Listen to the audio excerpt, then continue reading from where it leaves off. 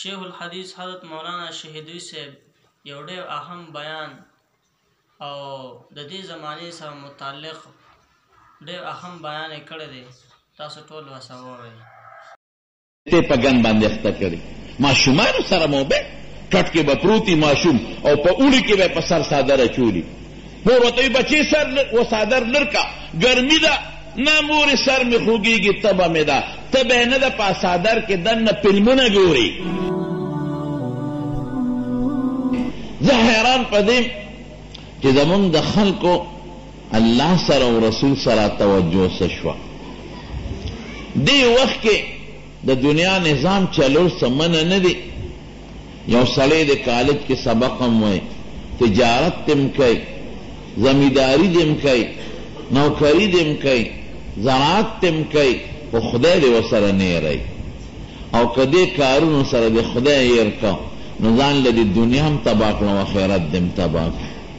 نو ډاکټر صاحب د محترم او د هغې ماشومان لوی کور دننه بعد د الله فضل دی د قرآن او د دین خدمت روان دی. الله دې دا خدمت په خپل درګاه کې قبول او منظور کړي. زمانونو ما چې سوچ وکړ چې د دې د دین سره شغل او دا لګو ولې دی، د دې بنیاد چې ما معلوم که هغه د علماو سره ناسته ده. هغه د علماو سره تعلق دی او خصوصا د حضرت محتمم صاحب رحمه الله سره تعلق او د هغه خدمت او د هغه نه دعا غشتل او د هغه سره ملازمه او ناسته دا د هغې برکات دی چې نن خدای د دوی نه کور دننه بار او ماشومانو وړو لویو نه د دین او د قرآن خدمت اخلي. خدای دې قبول کړي. نورونو دین سره لګاو تعلق دا زمون اخلاقی زمون ذمہداری ده، زمون فطری او زمون انفرادی و اجتماعی ذمہداری ده. د دې نه مونږ خلاص نه یو. نو خدای پاک دې دغسې توفیقونه مونږ ته هم رانصیب کړي. زمانونو مجلس د قرآن شریف دی او قرآن ډېر بابرکت کتاب دی.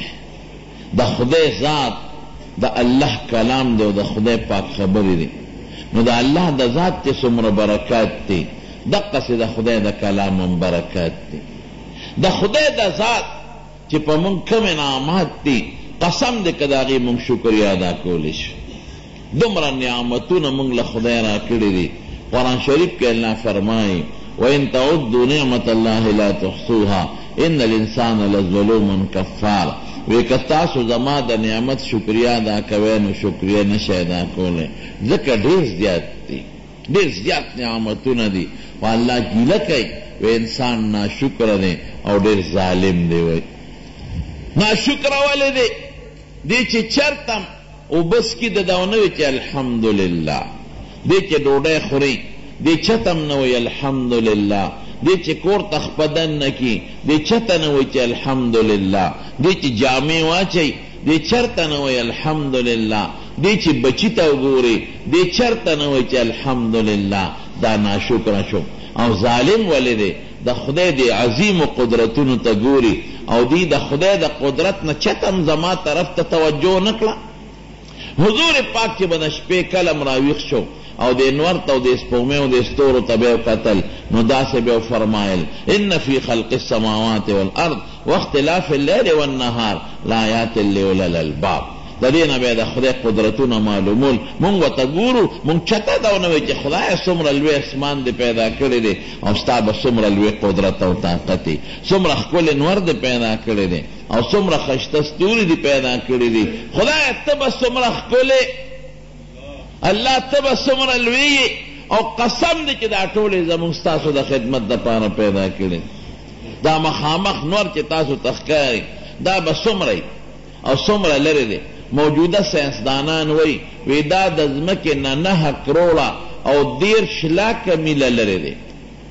9 کروړه 13 لاکه میله دی خپل اندازه لګولې د نور ته څوک خطی نشي او نه پکې میلونه جوړ کړي دي دی خپل اندازه لګولې ده. او دا به څونه مونږ ته د انور څونه ښکاري، مونږ ته یو د رکیبې عمره او د ښکاري عمره ښکاري. او ستا ساینسدانان د تحقیق والا ساینسدانان لیکي وی د انور د ځمکې نه 14 لاکه چنده غټ دی. دا څومره ځمکه چې د سره د اوبو او د غرونو دې سره چې 14 لاکه ځمکې یو ځای کې د انور ته غټ دی. دا د خدای قدرت دی که نه دی؟ دومره غټ نور نه په رسول تړلی شوی دی، نه په روډ روان دی او نه په پاټلی روان دی او نه پکې پټرولو ته ضرورت شته، نه پکې ډیزلو ته ضرورت شته او نه ګیس ته ضرورت شته او نه پکې لوډ شیډینګ راځي. رښتیا ووایه د خدای لوی قدرت دی که نه دی؟ مخامخ دا قطبي راکوټ ستوري چې تاسو ته ښکاري څونه به د یو معمولي غوندې د پیالې عمره ستوري تاسو ته ښکاري. دا څومره دی؟ دا د انور نه 50,000 چنده غټ دی. 50,000 چنده د انور نه دا غټ دی. دا د خدای قدرت. او ما یو ساینسي کتاب کته د رڼا نه تیز رفتار شی د مارونو بل نشته. د اواز نه رڼا تیزه ده.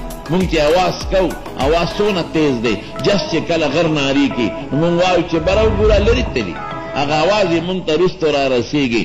او رڼا دومره تیزه ده چې نور دا 9 کروڑه 30 میله لاکه چې دا کم نور لرې دی دی چې راښکاره شي د سیکنډ نظر هم د رڼا مونږ ته را رسېږي، دومره تیزه. او دی وی په د اسمان کې او د فضا کې داسې ستوري خدای پیدا کړي سیارات چې کربونه کاله مخکې پیدا دي، لیکن د هغې رڼا تر ننه پورې ځمکې ته نه ده را رسېدلې. دا د خدای کائنات دي زمارونو. دا دومره عظیم کائنات چې خدای پیدا کړي دي. د اسمان ته وګورئ، الله وایي بغیر عمد ترونها، د دې ستنې نشته. څومره خوبصورت او مزیدار. دې بوټو ته وګورئ، یو د ګلاب پاڼه چې الله پیدا کړې ده، قسم دی که د دنیا انجینیران او ساینسدانان یو ځای کې او د الله د یو ګلاب د پاڼې په شان پاڼه پیدا کړي کولی شي؟ هغسې د پلاسټک خو به جوړه کړي، هغسې لطافت به پکې نه، هغسې تازګي او حسن به پکې نه، او هغسې نازکوالی به پکې نه، هغسې رګونه به پکې نه، او نه به پکې هغسې خوشبو وي کم خوشبو چې الله د ګلاب پاڼه کې پیدا کړې ده. دا د خدای قدرت شو که نه شو؟ د سله پیدا کړي دي. دا زمونږ ستاسو د خدمت تفا. دا دومره لوی نر دا انور مونږ ستاسو خدمت لنی، دا سپومه او دا ستوري زمونږ ستاسو خدمت لدي. څه دله میوې پخی، څه دله حرارت او تو پیدا کوي، څه دله سیزونه اوچوي او څه دله سیزونه تازه کوي. دا خدای زمونږ ستاسو خدمت له پیدا کړی دی. او په دریاب کې څومره کبان دي او څومره حیوانات دي. دا چې څومره حیوانات تاسو له په نظر راځي څه زمونږ د ضرر منتخکاري، دا زمونږ د ضرر نه دي. دا هغه څیزونه ختموي چې کم کې د انسان تاوان دی. خو بعضې څیز داسې وي چې هغه بیا د انسان د پاره هم کله کله نقصاني ګرځي.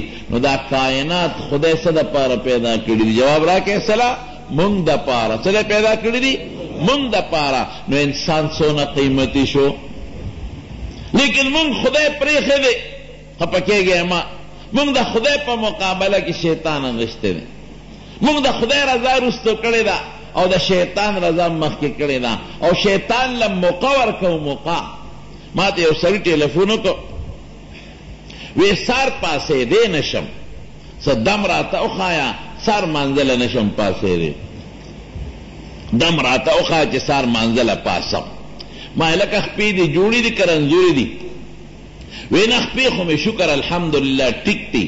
نو مې کله چې سار د مانځه وخت شي نو دا خپې به راغونډې کې او خر چې سنګ لتې وی بلستن له باغسې برغې لتې ورکې دی دم شو. ته ګوره چې ته پاسې او که نه پاسې. ته شیطان ستا دشمن دی او ته والا موقع ورکې. درته وی علیک لیل طویل فرقد، حدیث کې راځي د انسان په دې سر دلته شیطان کینی او ستارونه وسرئ هغې له غوټې ورکوي. 3 غوټې ورکوي. نبی علیه السلام فرمایي او په هغه غوټو چوپ کوي، چوپ لکه مونږ چې څنګه دم اچو دا خبیث هم دمونه اچوي، ګنده دمونه. نو دی په هغې څه دم اچوي؟ علیک لیل طویل فرقد، اوږده شپه ده اوږده شه. بیا پې دم اچوي علیک لیل طویل فرقد، اوږده شه. او څنګه چې دا مور بچی له په سر مالش کوي نو دی بچی له خوند ورکوي.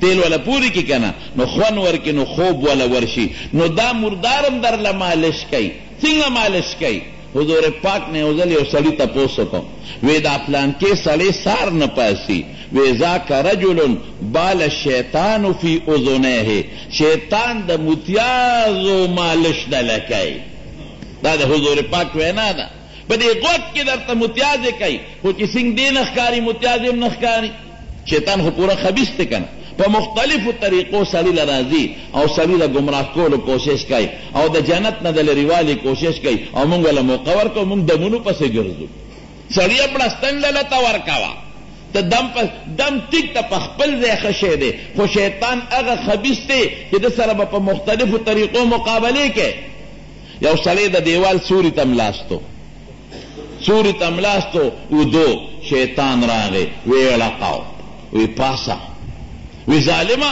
د خوبه دې ویستم خوب راغلی و دیوال ته ملاستم خوبه دې ویستم وی دیوال را غورځېږي چې اخوا شو واقعي دیوال را پرېوته چې د دیکه به یې ورکړي بچي خو یې ګڼ دي که نه دیکه به یې ورکړي سړي در ورمنډه کړې خدای د سره خو کا ته څوک یې زه خو د مرګه بچ کړم که تا نه وې پاسولې او دا دیوال را پروتې وې اوس به مړم پیر صاحب خدای د سره خو کا ته خو ډېر نیک سړی او تی زه پیر صاحب نیم شیطان یم نه نه شیطان ته ګوره او د خیر کار ته ګوره زه د مرګه بچ کړم او ته وایې زه شیطان یم وی قسم دی چې شیطان یم نو شیطان انسان ته خیر رسوي زه خو د مرګه بچ کړم وی بېوقوفه مرګ نه نه که ما نه وي پاسولی او دیوال د باندې را پروتې وې نو شهادت ته نصیب کېده ګوره دومره خبیث دی تا به هم راته په جنت فردوس کې مټې والې هغې نه مې محروم کړې دومره خبیث نو دا شیطان راځي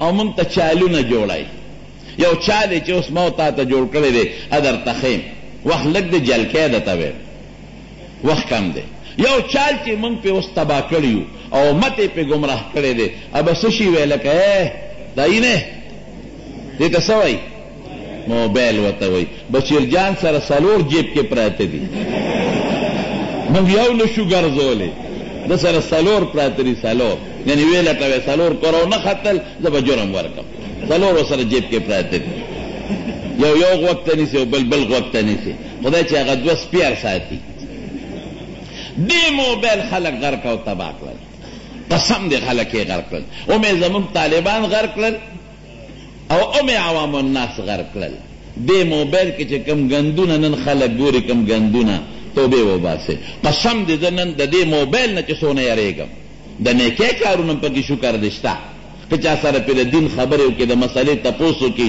ښه خبره ده که یو میموري کارډ دې پکې واچو او څوک پکې د دین مسایل زده کوي ښه خبره ده که څوک پکې د علماو تقریرونه اوري بده خبره نه ده که څوک پکې نعتونه اوري بده خبره نه ده تلاوت او قرات پکې اوري نو ښه خبره ده خو دا کم دي دا خلک دومره فوټې میموري کارډ او د 50 او شپېتو فلمونو نه ډک کړي 50 او شپېته فلمونه او بربن فلمونه کشر کلم تباہ و برباد کر خدای ته وګوره د دې بچو تربیت وکړي موبایل ولا مه ورکوئ دا موبایل د لاسه هم بچي تباه کړل غرق شو لاړ هلکان دا ماشوم مخکې ورځو کې د په لار روانو یو ماشوم مې ولید زه پې پوه شوم چې هغه ته ښځه ګډېده په موبایل کې مې د بچې دلته راشه لاول خو ویرېد مې دلته راشه تپوس ته نه کوم چې راغې دومره غټ موبایل ورسره و لکه د بالغ عمره خیر ما خو لږه مبالغه وکړه دومره موبایل ورسره و مې بچې دا کوم ځای و وی دا راله پلار اخیستی دی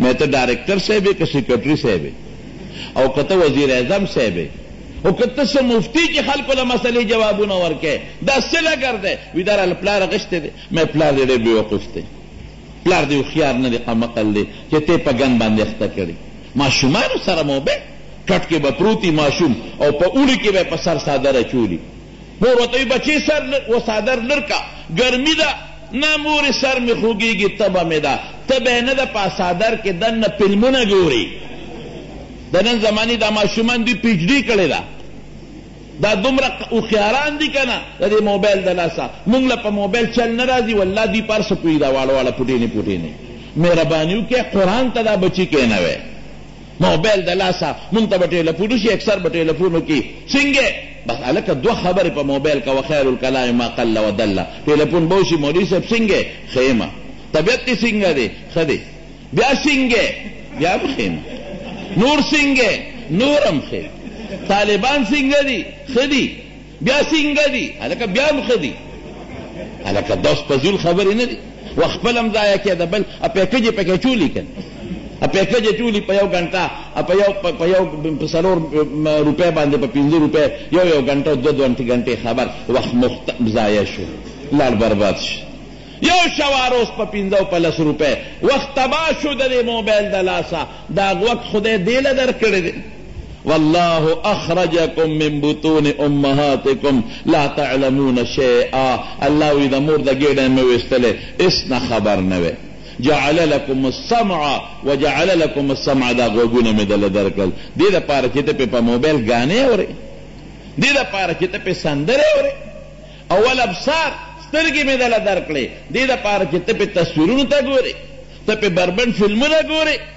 او زړه مې درکړه دې دپاره چې ته غلط خیالات او تصوراتو ته فکرونه کې نه دې له نه لعلکم تشکرون د دې نعمت قدر وکې په دې سترګه قرآن ته وګوره په دې زړه کې د قرآن الفاظ کېده او د قرآن معنا پکې کېده او په دې غوږونو د الله قرآن وره دین پې واوره د دنیا ضروري څیزونه پې واوره نو موږ صاحب دغه دی بالک ناست دي او خبر ته به یې ډډه والي او ته به وې چې د پیر صاحب نه وظیفه اخیستې ده او تسبیح اړی او منځ کې په موبایل به چا سره لینک برابر کړي داسې ده که نه ده جیلی به په کور کې دننه ناست دی په مسله د پاسه او سر به یې پټ کړي مور یې وایي مراقبه ده منځ کې بل چا سره لینک سیده کړي قسم په خدای قسم درته خورم په دې جومات کې چې د موبایل د لاسه د دنیا د حیا کورنۍ لاړې تباه و برباد شي د خپل بچو تربیت وکړئ او که تربیت دی ولو نه کو قرآن ته دې کې نه ښودل